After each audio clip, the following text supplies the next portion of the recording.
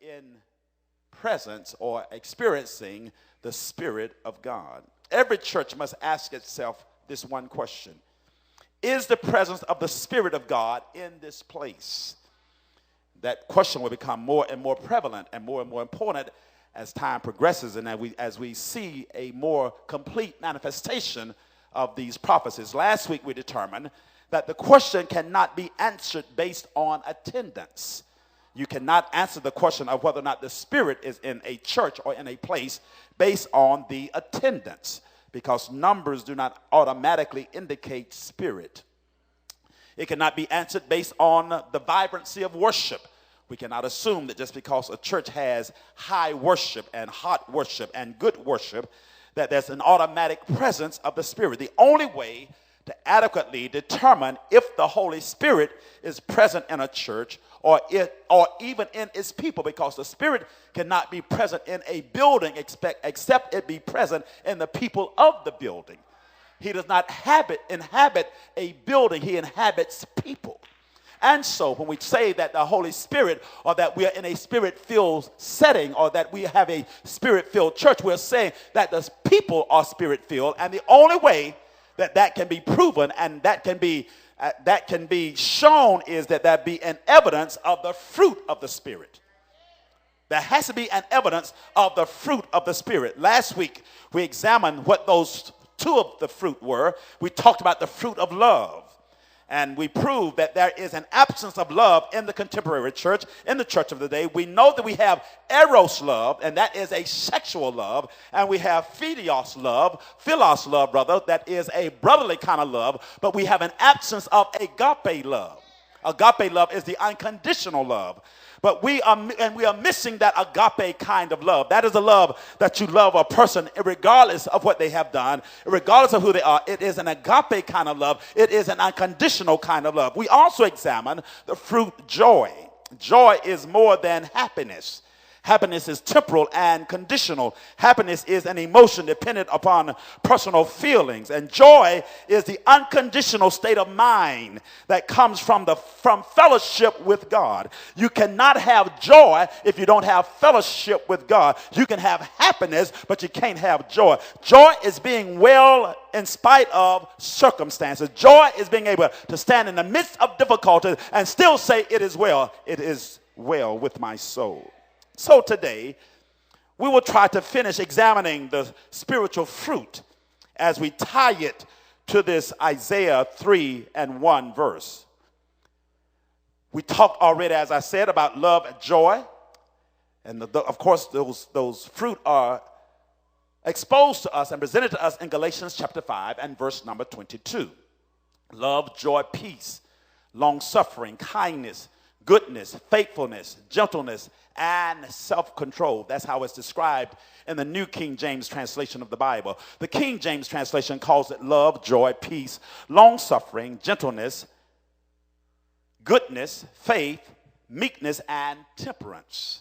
Now, when a church and its people claim to be Spirit-filled, there must be an obvious presence of the fruit of the Spirit.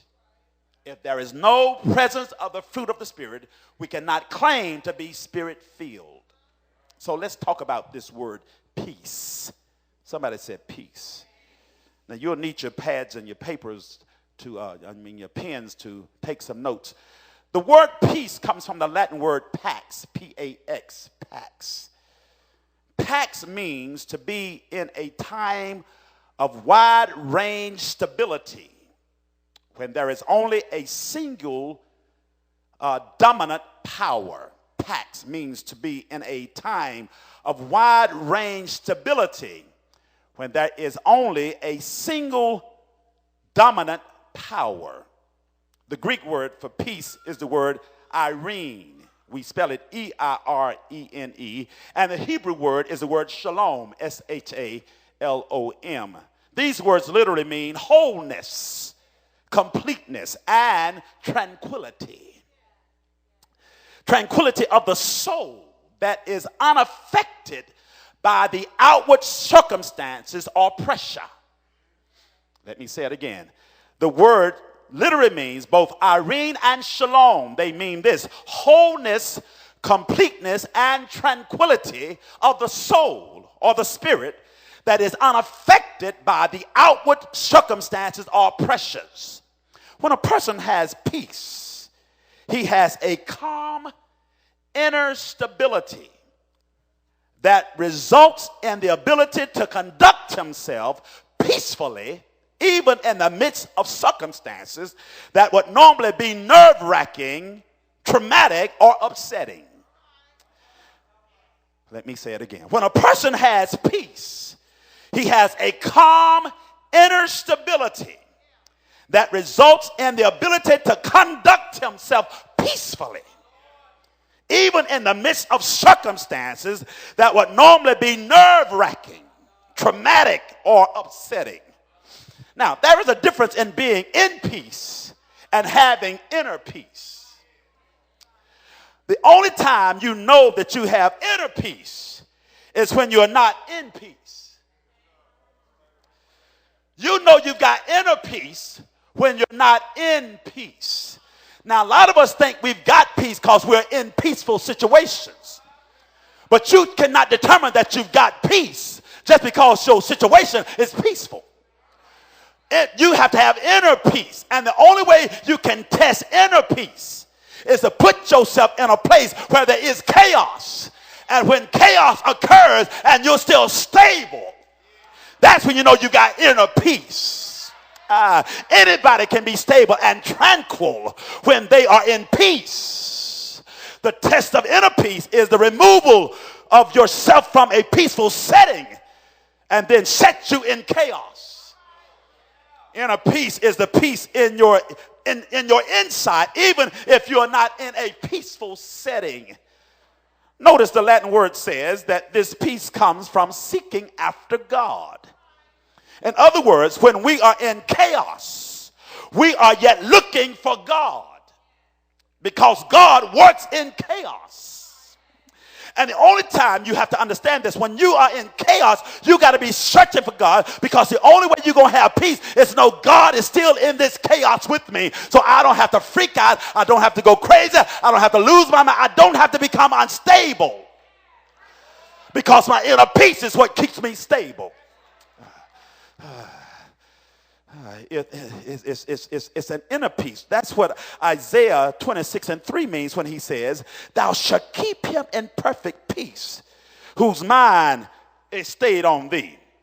Paul says it this way in Philippians 4:7, "And the peace of God, which surpasses all understanding, shall keep your hearts and minds through Jesus Christ." In other words, when we have inner peace in chaos, we are still stable. When you've got inner peace, when you've got peace, you can be going through hell. Anybody here know what I'm talking about? You can be going through hell, but you still maintain your stability. See, a lot of us, let me tell you the opposite of peace. The opposite of peace is hot-headed. The opposite of having inner peace is to be impetuous. It's to be easily angered. It's to be abrupt, itchy, and rash. Going off on folk just like that. Y'all look at me like I'm talking about you. I am. Because, see, when you got inner peace, you can be in chaos, but you don't have to be hot-headed. Church neighbor said, don't get mad at the preacher. He's not talking about you. He's talking about me. You got to watch people and churches, because there are churches that are hot-headed churches. And there are people that are hot-headed people. Y'all know some of them, don't you? You got to watch them, because they might go off any minute because they don't have inner peace. But when you got inner peace, you can be in a turmoil and still maintain your stability.